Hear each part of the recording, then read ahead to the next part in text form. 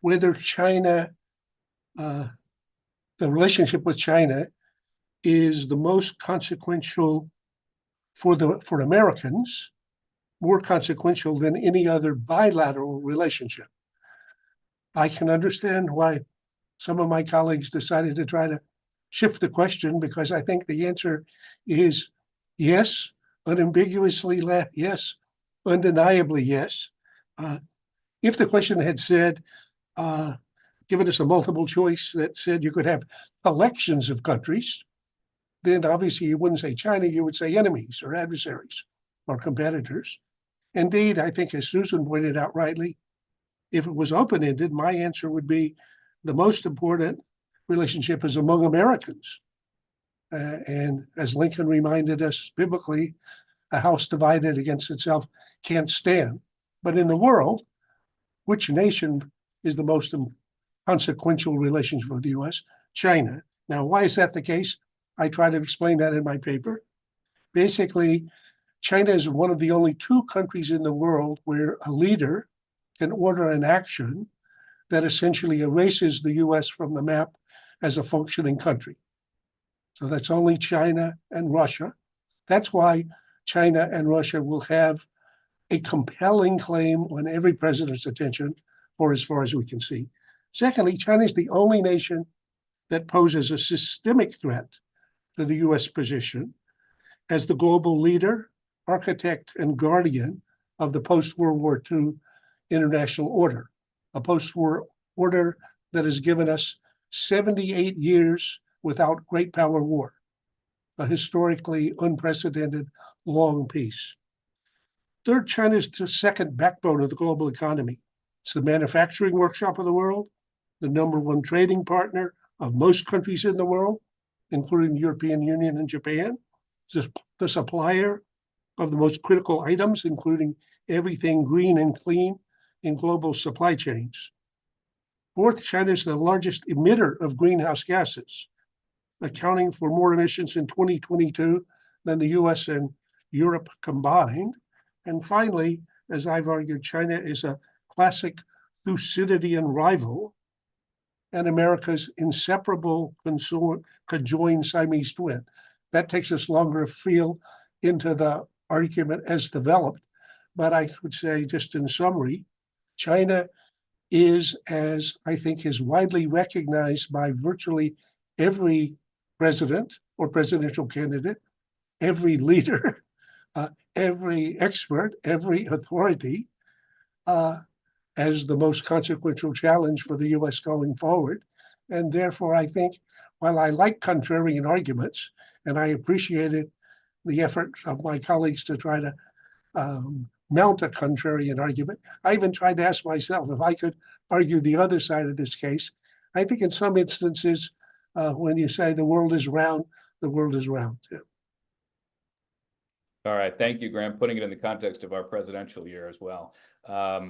Next up is Josh. Over to you, please. Thanks very much, Evan, and thank you to the Brookings team for this kind invitation to be alongside such esteemed colleagues. I argue clearly against the assertion that China is the United States' most consequential relationship, and I sort of have three lines of argumentation. First, I'm skeptical from the beginning with the idea of ultimate or supreme consequence in any discussion of international relations, which of course is a multidimensional, unpredictable enterprise subject to all kinds of surprises and shocks and shifts.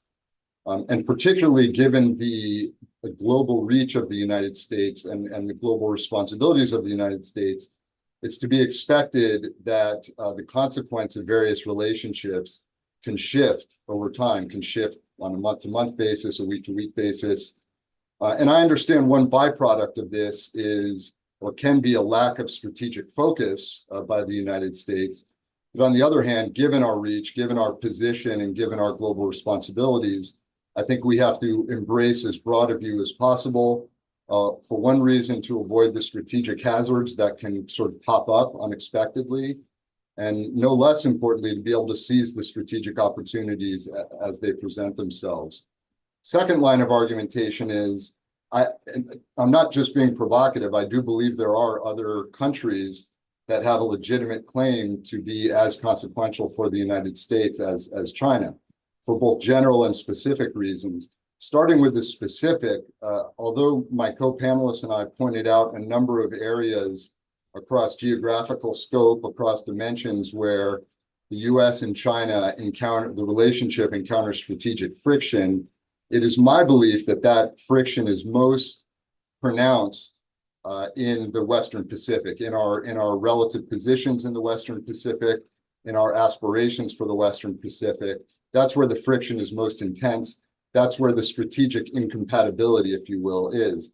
And so given that that's the area of friction where arguably the United States needs to pay the most attention, it's very possible that our alliances in the Western Pacific are as or more consequential than our relationship with China. Here, I'm specifically thinking about the strength of our our treaty alliance with Japan, and I think our evaluation of that relationship as critical should also justify an equal or greater share of our policy attention than China. Second, in a more general sense, we have a pretty big, important country along our southern border, Mexico, which over the scope of American history at the present moment, and certainly into the future, I think has a claim to being the most important relationship for the United States. In any case, it's a relationship that we should pay much closer attention to. And then finally, my objection to this idea of supreme consequence for any relationship is that assigning such a status to China or indeed to any relationship leads to all kinds of misallocation of attention, misallocation of policy resources. Our relations with China, given how fraught they are, definitely demand attention and careful management, but not to the exclusion of other relationships and responsibilities, especially relationships with greater strategic compatibility and greater strategic upside.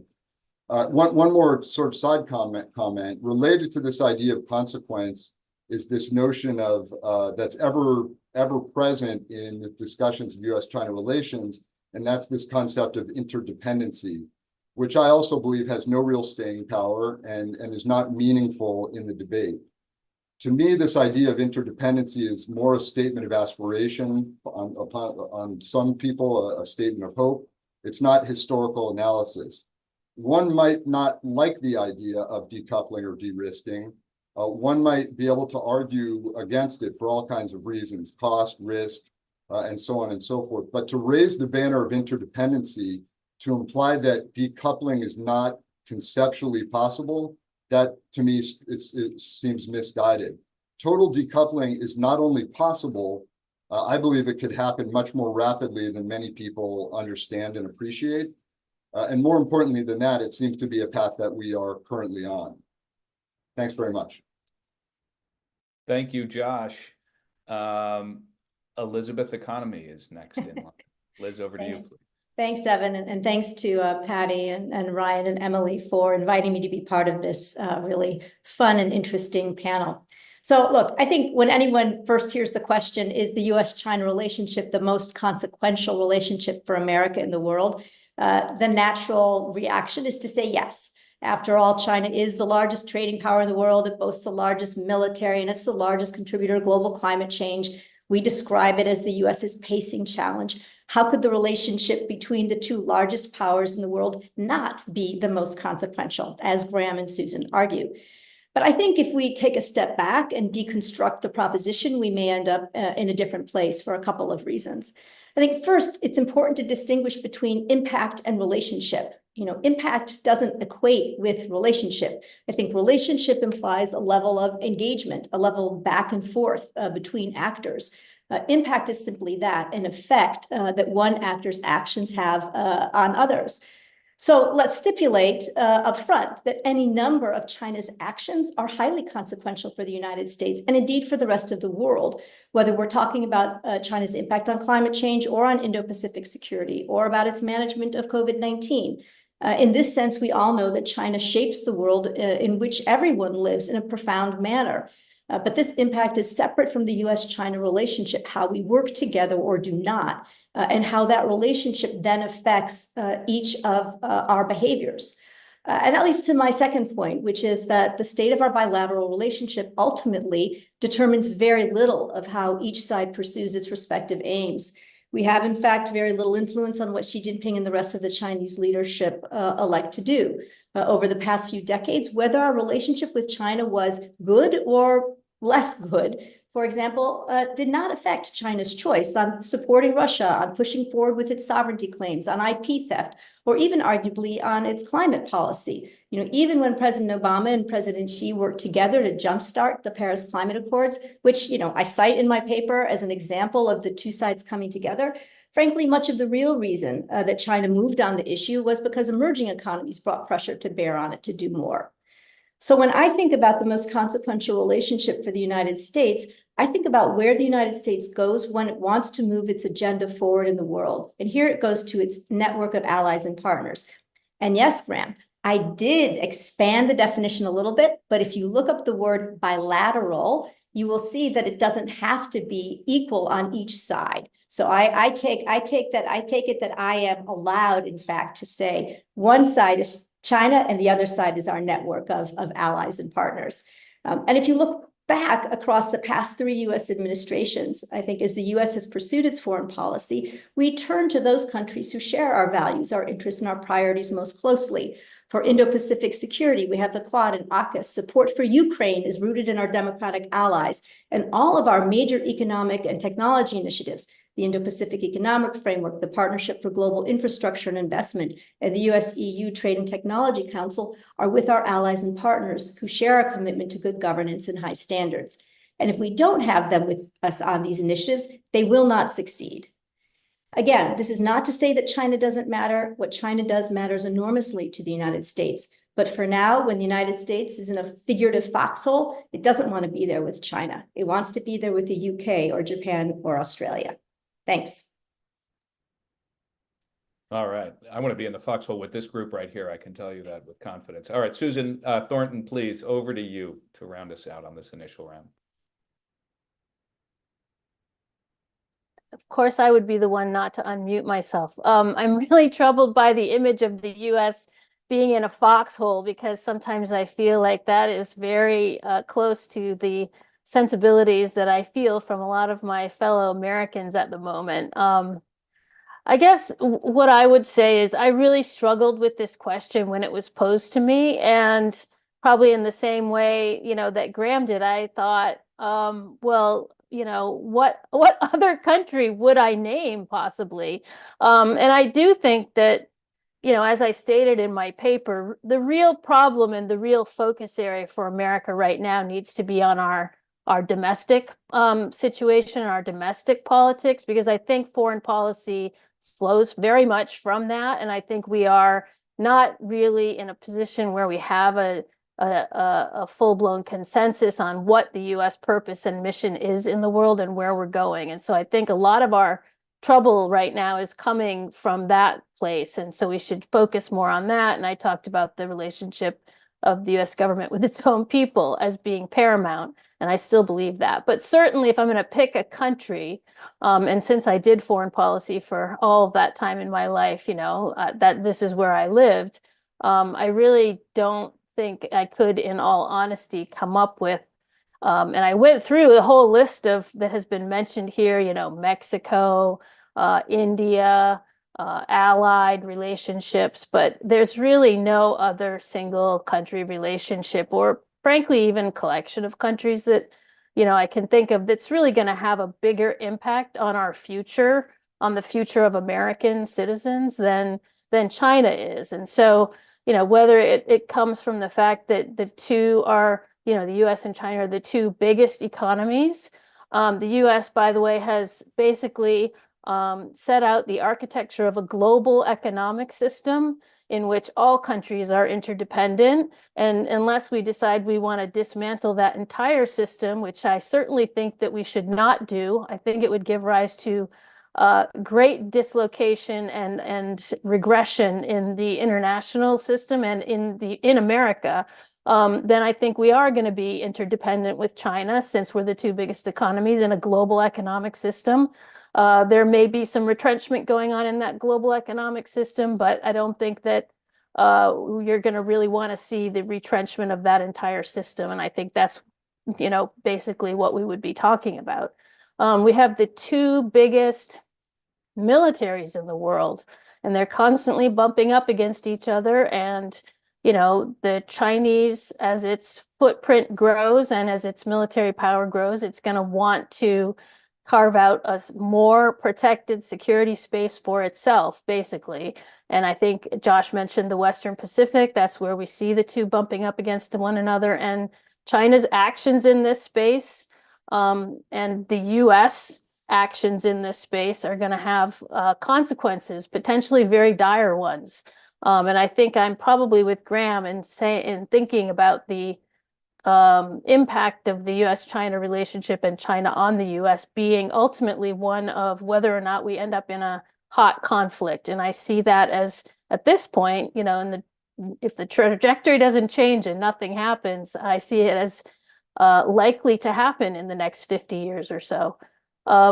We also both have the two biggest scientific establishments. And frankly, when I'm thinking about the things that I worry about the most, it is the control of future technologies that are going to be accelerated in the coming years, and that we don't have a good handle on how to control them. And so I think, AI would fit in this category, but, experimentation and commercialization of gene therapy, gene editing, these kinds of things, I think are in both the US and Chinese scientific establishments very far advanced. And if we don't find a way to figure out how to control these things, we'll have a profound impact on all of humanity, but not least Americans. So I think, when I look across the scan and think about what other countries are doing and who else is going to have the potential to impact, American lives in dramatic ways, I can't think of another country that is. And I guess I don't agree with the proposition that the US, doesn't have a relationship with China, can't do anything about what China does, and we don't impact China. I think every day, every hour, every minute, what the US is doing is affecting China, and what they're doing is affecting us. And so, we can, have an impact on that. We have agency. I didn't spend 30 years in the US government just sitting around waiting for fate to work its way. I think humans have agency, and they can do things, and they can affect change. And so I think in that sense, the relationship with China is crucially important. Susan, I think you landed us in the perfect place on this question of agency as we think about how to take some of the ideas that we just heard about and put them into policy terms. What do we do now that we've established that we have these competing and sort of multiple legitimate conceptions of what this relationship could be? What could we be doing that might work differently? I think what I'd like to do is ask our panelists to respond to some of the things they've been hearing so far. But I think we're all imagining that that's where this conversation should go, is to think in specific terms about what could we be doing. Let's start for the moment with a chance to respond to what you've heard so far. I don't want to be overly formal about this, but we'll start with Graham because he was the first to go for. But jump in. Thank you. I think excellent conversation and lots to say, but let me try to be brief. So first, I think Susan said it just right. Nobody can deny the impact of China on the U.S. Nobody can impact that. The interactions between these are normally described in the dictionary as relations, one thing impacting the other. So I know in Washington, things are so hyperbolic, it's hard to, become realistic. But I would say there's a reason why the Trump and the Biden administration experts all agreed on the answer to the question, which is the most consequential relationship. And in my paper, I said, look at the statement of the Office of the Director of National Intelligence in the threat assessment. Look at the statement in the National Security Strategy. Look at the statement in the National Defense Strategy. Look at the statement by the president. They may be all wrong, but I would say they're not. I mean, it's just, that's too far. Okay. Now, to your question, which I think makes it more, sorry, one more thing. On Josh's point, the notion that there can be a, quote, complete decoupling, I know is a very attractive notion circulating. When I give my speech about this, I call it a decoupling, de-risking, delusion. Okay. So we live on a small globe. That's just a fact. We cannot get off of the globe. There's a physical interdependence that's undeniable. China's greenhouse gas emissions go into the same enclosed biosphere that our own do and have an impact on our climate and our lives. Now that's a fact. China and the US are so entangled in the financial relationship that when we had a great financial crisis in 2008, that would have become a Great Depression, according to Hank Paulson, it was only because there was a coordinated response, a coordinated stimulus from both the US and China, that was prevented. So that's a kind of entanglement that's almost impossible to get loose for. And similarly, if you go to any shopping center and into any store now and try to buy anything, you'll find almost all of it was made in China. Now, Walmarts can put two signs up that says made in China, made in the US, and the second one costs 25% more. And you ask Americans what they buy. They buy the product that they think is most successful for them. This all defines our problem, our challenge. For me, I'm not defeatist about this at all. That goes to the question of Evan put what to do, and I have some thoughts about that, but I'll save that for the next round. Yep. Josh, I suspect you'll have thoughts to jump in, and I have some thoughts. Thank you. So I think for the context of this discussion, it might be useful to make a distinction between global issues and US-China issues that fall into a global context and US-China issues that fall into a bilateral context. Unquestionably, the US and China are existing, as Graham said, in a global system. And so when China, builds more coal plants than the rest of the world combined, that affects carbon emissions, that affects everybody in the world. And so China, in that respect, is presenting, China's actions are presenting a challenge for the world to deal with, not necessarily just for the United States to deal with. Similar with any global issue, pandemics, similar with overcapacity, overproduction of electric vehicles, whatever it is. There are all kinds of things China does that affect the world, and the US as a part of that world is affected by it. But none of that, in my view, justifies a lot of investment in bilateral efforts to resolve that. Collective efforts for the US to be an active part of collective efforts, I think makes more sense.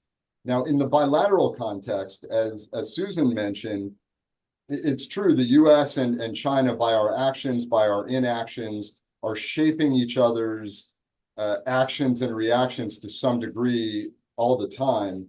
I don't necessarily think that justifies further efforts to resolve or shape in direct bilateral conversation. In other words, the US may be able to provide some sort of shaping to China's actions by engaging less with China in a bilateral context, by engaging more with allies, by engaging more with important third countries. So again, I agree at the outset that the US relationship with China needs to be carefully managed. But I think there are some things we can and should do in a bilateral context, and some things we shouldn't even attempt in a bilateral context. And then my last point is, no matter what we do, no matter how we engage with China, the fundamental strategic contradiction in our aspirations in the Western Pacific put severe constraints on the amount we can get done. That's not, I don't say that with glee. I just say that as a matter of analytical judgment. Thank you. Liz, I suspect you'll have thoughts, and I would like to remind people who may have joined late, Liz was of our group today, the most recently in government, thinking and working on these issues directly. I suppose maybe Josh as well, but over to you, Liz. Yeah, thanks. So I just want to, sort of ask the question, I guess, Graham, I'm not confident that all of those people actually said that China was the most consequential bilateral relationship. I think they've said China is one of the most consequential. And I think they've said the national security strategy said that China was the most consequential threat. But I think we want to be careful about sort of asserting that everyone is saying that it's the most consequential bilateral relationship. I'm not sure that that is actually the case. So maybe that's for a future study. But I think we just want to be careful there. I guess look, I can't say anything more than the fact that I don't think it's interesting to think about a relationship as simply an impact and then an impact and an impact and an impact. I think a relationship is about the engagement element of it and what that engagement then yields or does not yield. And so, as I look at it right now, the sort of the process of the US-China engagement is quite limited, right? And I think the administration, has taken some steps, certainly the Woodside Summit, there was a very sort of narrow but important set of concrete deliverables, areas where we are going to work together, fentanyl, mill-to-mill, the climate change, right? Trying to expand civil society engagement. I think they're all really important areas.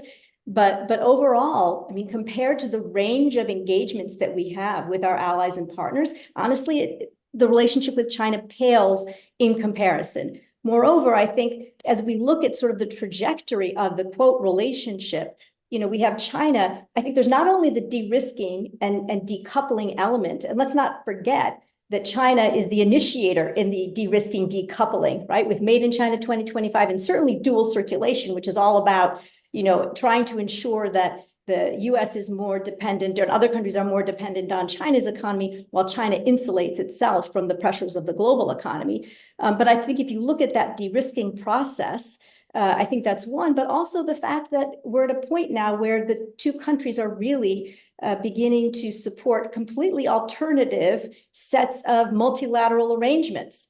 China has the Shanghai Cooperation Organization. It's got the BRICS, it's got RCEP, we've got the G7 and NATO and the US EU TTC and many others.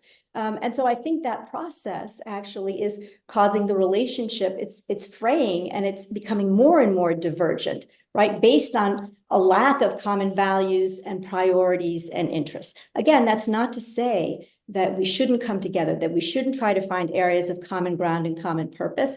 But I don't think that the relationship as it's moving forward is either A, the most consequential now or likely to be the most moving forward. I'll just finish by saying, and I hope this is where you're going to go, Evan, to me, this question was not as interesting as thinking about where the question takes us in terms of, whether Susan, Josh, Graham, and I, whether our answers actually yield a different set of policy recommendations. To me, that's what's really interesting. And what does that tell us about something? I don't know. But anyway, I hope that's where we're going to go next. So I'll stop there. Thanks. Yeah, I think we'd all agree. It's in a sort of, if we go past the definitional issue, what are the practical applications? I think you've heard two sort of fundamentally different descriptions of where this relationship could be versus where it is.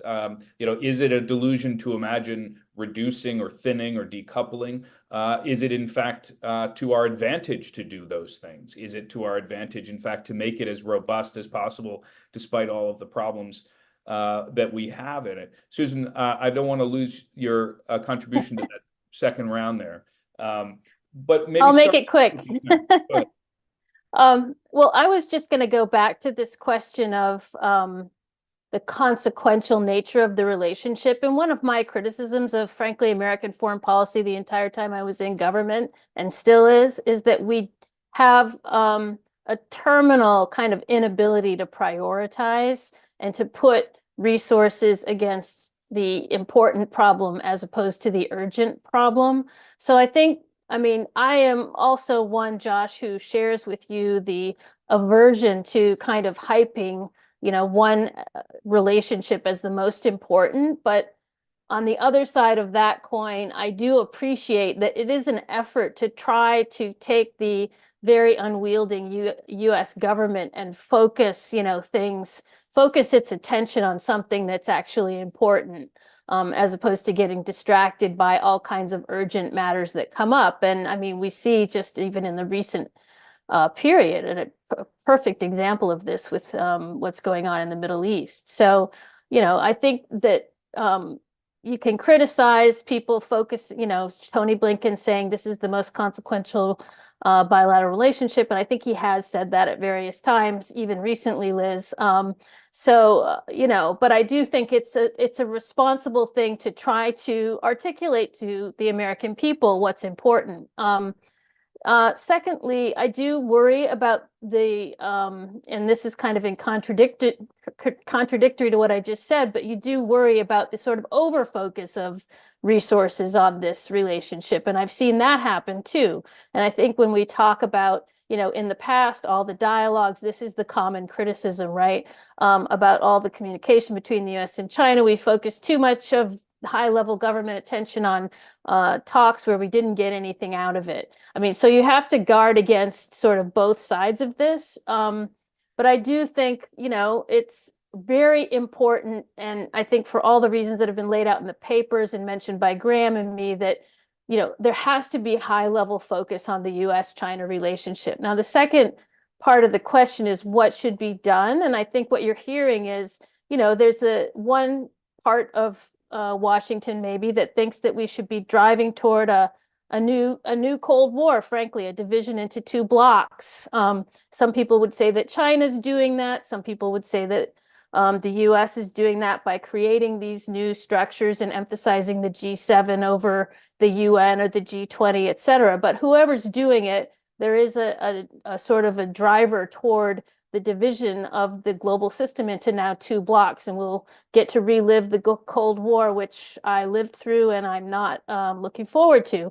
But, you know, the other thing, and what I would say we should be doing, is bigger focus on multilateral structures and less on unilateral actions by the US. And I think if we look at what's happening right now in the world with the developing world, obviously there are a lot of countries, it's not just China and Russia, there are other countries that feel that the current sort of configuration of the international system doesn't exactly reflect the kinds of things that they prioritize and care about. And I think if we're going to have a world that's not this new Cold War, we should make an effort to try to multilateralize or plurilateralize the conversations with China, get more people into conversations with China so that there's a kind of a middle ground of countries who can speak to their interests in this relationship. Almost every country in the world, whether we consider it the most consequential or not, almost every country in the world considers the US-China bilateral relationship the most consequential relationship for them. So I think it's very important to try to listen to other countries and how they are seeing what's happening between the US and China. And I think that would help us to sort of identify areas where we can actually make some progress and have some decent conversations that might contribute to the communication in the bilateral channels. I think, Josh and Liz, I'd be curious, if we can, let's put this into policy terms for a second, whether it's on the subject of security or on climate, for instance. Look, I think there is a feeling that, as Susan was describing, there is an instinct to say, where can we achieve progress using multilateral frameworks versus the one-on-one relationship? If you look at security, there's been this determined effort on the US side to try to have a one-on-one military to military relationship, and China has not been forthcoming in that regard. It's been a persistent frustration to try to get those kinds of really robust channels open. Are we, I think people wonder, are we falling into a trap by allowing ourselves to continue to be the bidder who is seeking that relationship, rather than saying, fine, if we're not going to be able to have those channels, then we're going to try to solve these issues in other ways. Josh, do you have a thought on that? Or Liz, do you want to take this in another direction? I can give it a start, Evan. I think it's a really thoughtful question, particularly leveraging some of what Susan just said on multilateralization. I think multilateralization of so-called China problems I think that's essential, because a lot of the sort of global consequences of China's increase in resources, along with its kind of, persistent peculiarities of China's governance and lack of transparencies.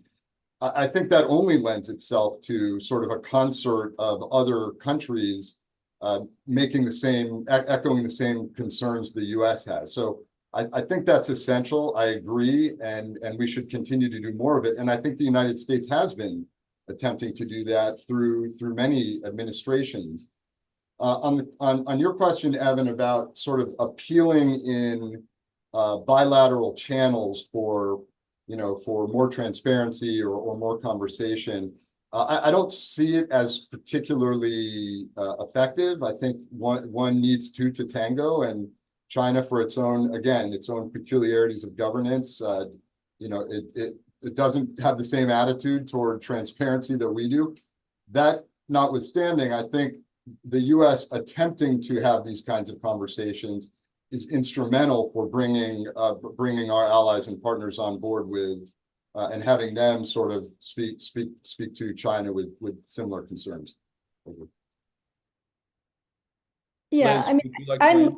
I'm very much in favor of the United States continuing to try to work with China on the mill-to-mill relationship, on global climate change, on the full range of issues, right? I support U.S.-China cooperation on science and technology. We have to figure out the appropriate boundaries, but, I want much more civil society contact. I think this is something that has completely deteriorated over the past several years and really needs to be sort of rejuvenated, but it's going to take actually a lot of work and some very specific policies actually to protect the visitors on both ways, both Americans going to China and Chinese coming to America.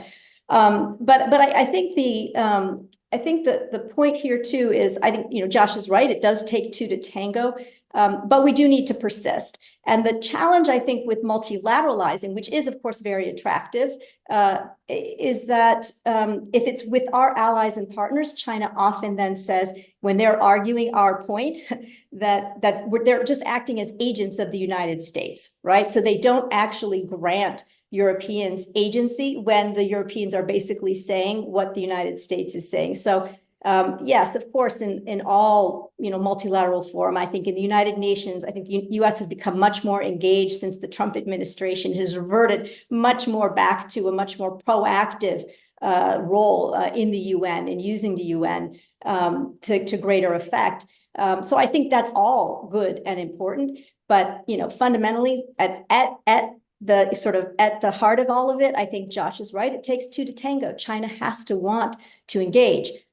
We had a moment, with Woodside where China did come to the table. So it wasn't, I don't think, Evan, like the United States simply wooing China, right? China wanted to be at the table. It wanted, as Xi Jinping said, you have to choose, are you an adversary or are you a friend? Well, of course, we're not going to make that choice. But I think the point is that China's economy is a little bit sputtering. It's got a lot of headwinds domestically. China wants some breathing space. This is a moment when it's willing to come to the table and grant for however long, right, some accommodation to U.S. interests. But I think we have to recognize it for what it is, namely, for the moment, U.S. and Chinese interests align. They may not a year from now on these very same issues. Graham, I'd like you to weigh in if you would, please. I think. Sure.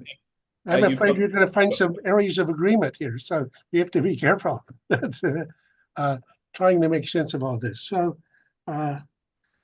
just a footnote on Liz, back to the administration in which you served. Here is the National Defense Strategy. It calls China the pacing challenge for the department. And here's the National Security Strategy. It says the most consequential geopolitical challenge. So I'm quoting from the administration in which you served.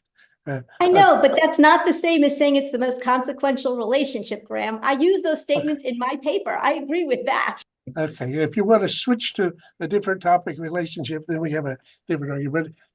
To Evan's appropriate question about what to do, given the characterization of the challenge. So basically, on the one hand, China will be the fiercest rival any ruling power ever saw.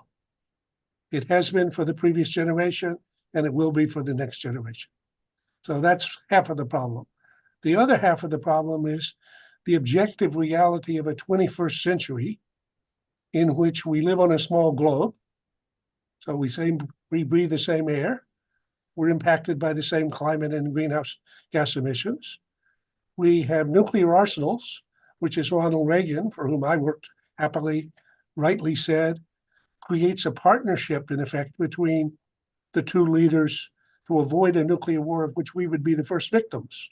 So in the same way that with the Soviet Union, we found ourselves constrained to find ways to cooperate, in the nuclear mad world with China, that's another reality. If we go to the financial entanglement that we just talked about, and I could go 5 more layers of this. So you have two set of competing, almost contradictory impulses: the necessity to compete and the necessity to cooperate. And if these seem like contradictions, they slightly are. Now, F. Scott Fitzgerald said the test of a first-class mind is to hold two contradictory ideas in your head at the same time and still function. Well, I think that's true for a person. That's also true for a government. That's pretty challenging. But I think going forward, what the Biden team has come to in the current version is what they would call competitive coexistence, in which the pillars are first, restore American competitiveness. So most of what we do not to be competitive, we do to ourselves. So as Susan's point about what we're doing to our society, but you look at our government and how it's functioning, or our Defense Department and what it buys or doesn't buy, or our chip production. Intel used to be a leading company in the world.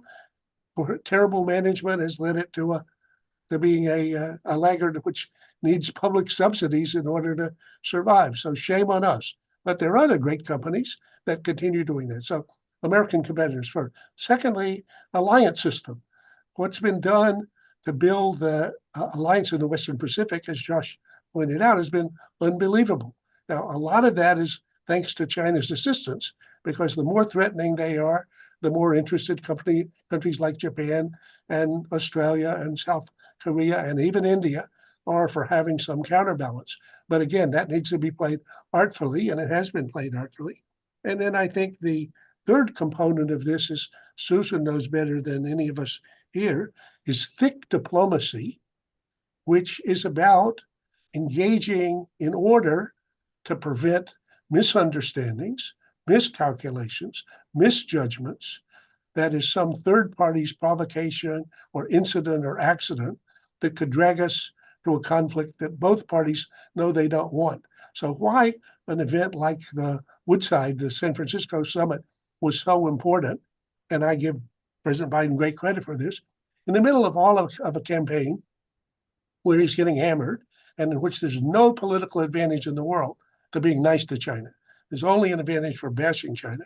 To take out a day of serious conversation with the leader of China to talk about shared interests and areas in which we have conflicts, the fact that we don't want to have a war, but the fact that we do want them to stop supporting the precursors for fentanyl, and we do want to get back to mill-to-mill conversations, and we do want to get the Secretary of Commerce and their counterparts engaged in a space. We're mainly, I would say, the biggest part of that is to preventing misunderstandings, misjudgments, miscalculations that have historically often been the spark that end up producing a conflagration. And both Biden and Xi, I think, from what we can tell, say clearly to each other, I don't want a war because that would be bad for USA. And I don't want a war because that would be bad for PRC. So I think that's a great place to start. We have a number of questions that came in from people who wanted us to engage in this conversation. I'd like to get a few in if we can. One question that comes up over and over that many people have asked about is climate, and I think it's a natural one for us to start with, because in some ways it forces us to examine that underlying question, which is there a way to solve a global issue at a time when you have this very fraught bilateral relationship? How do we use the structures available to us? So just to give you one example, Carrie Jones asked, how can these two nations collaborate and coordinate to tackle global warming now? And I will add, we just saw, of course, that John Kerry is wrapping up his tenure. I would be curious, any of you that wants to jump in on this, are there ways in which we should be acknowledging reality and changing the way we're doing things, or are we making progress on that issue? Liz, you've looked at climate a long time. Why don't we start with you? Yeah, so I mean, I do think that, this is an area, and kudos, frankly, to both, Secretary Kerry and his counterpart, Xie Zhenhua, for the really enormous effort that both of them have put out over the past 3 years to get the United States and China on the same page when it comes to climate change. There's natural agreement. I mean, both leaders do believe that climate change is important, right? That it is transformative and actual potential existential threat, to the future of the world. So that's the basic beginning. They did, in fact, agree, to work together on capacity building to push on methane, sort of move beyond just carbon dioxide as a greenhouse gas emission, to talk about, implementing their, future paths to reduce methane emissions.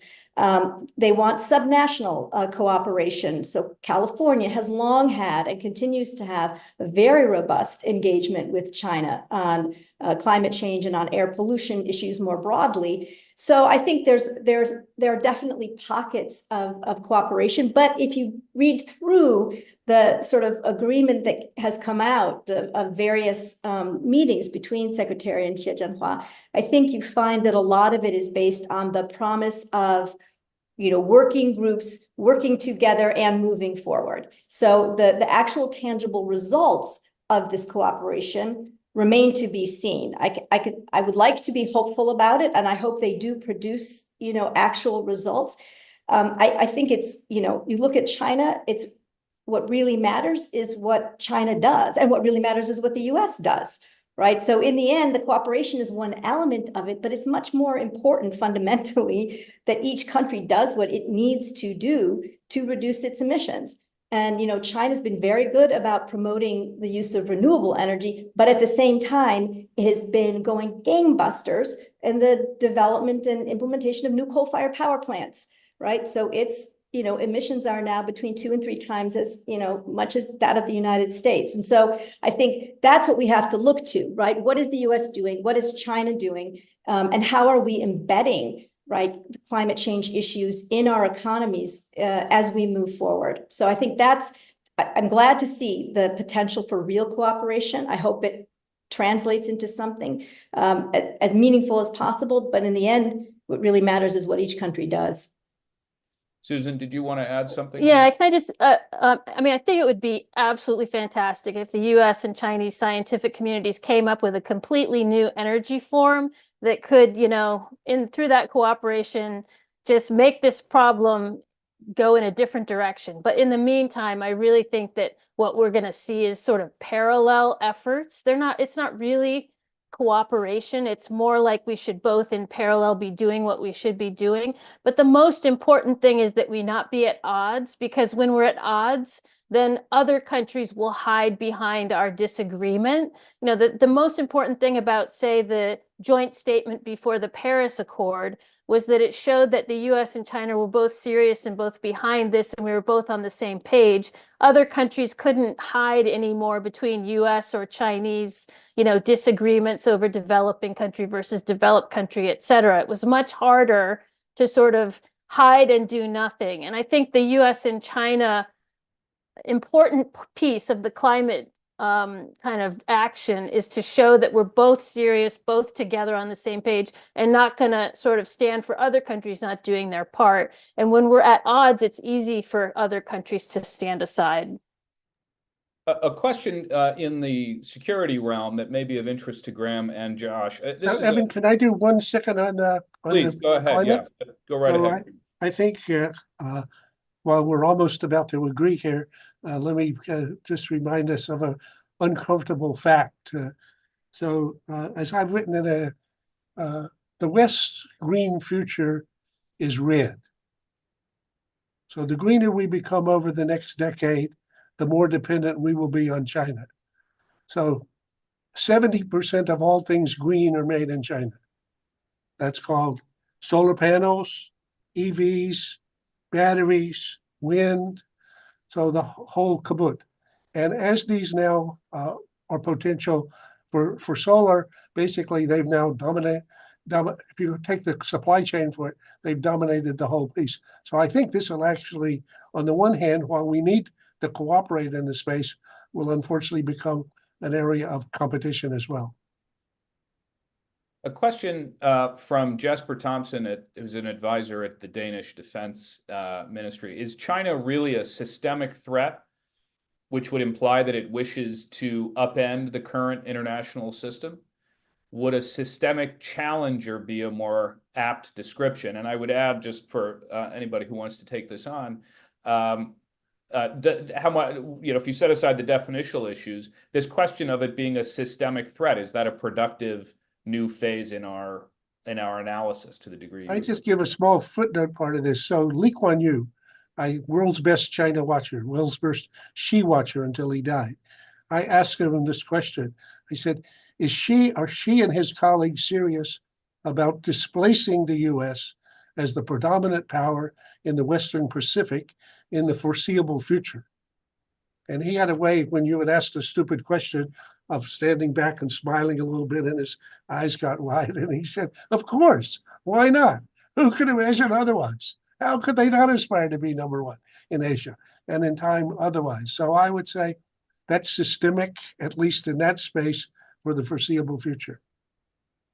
Well, and that question of whether it's Asia or the world is a big one, and I think it's one that looms large here.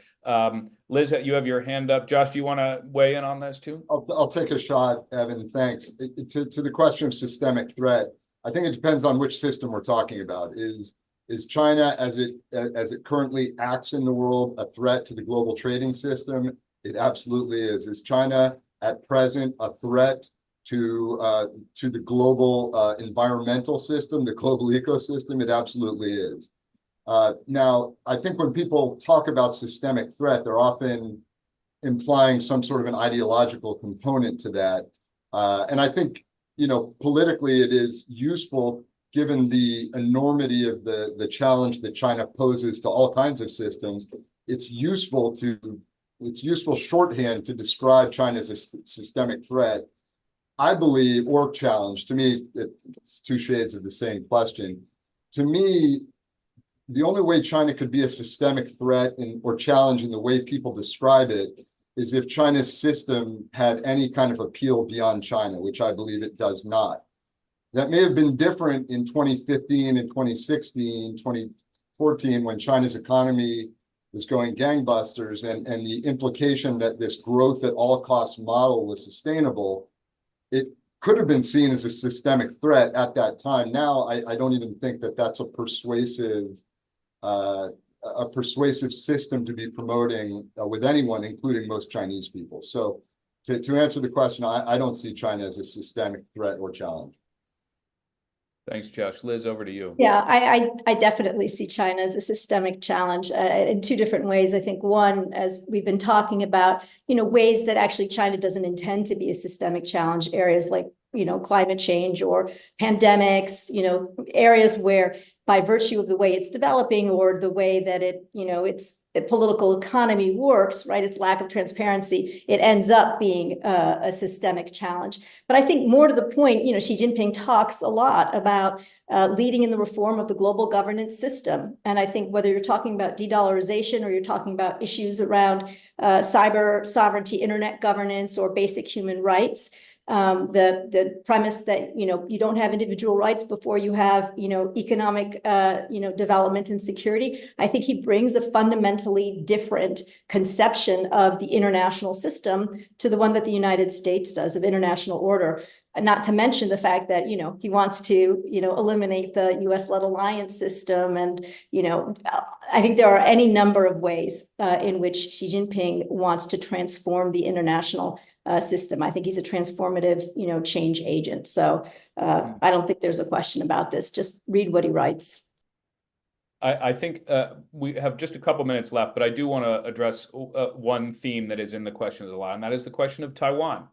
I think when we talk about the centrality or the importance of the U.S.-China relationship, one of the questions that comes up a lot is, what does that mean for Taiwan? How can that fit into this world? And has there been a change in the relative importance that Americans attach to the relationship to Beijing versus how we have contact with Taipei? I'm curious if somebody would like to weigh in on this question. Graham, do you have a thought about how you think Taiwan figures into a world in which U.S. and China have, as you would put it, the most consequential bilateral relationship?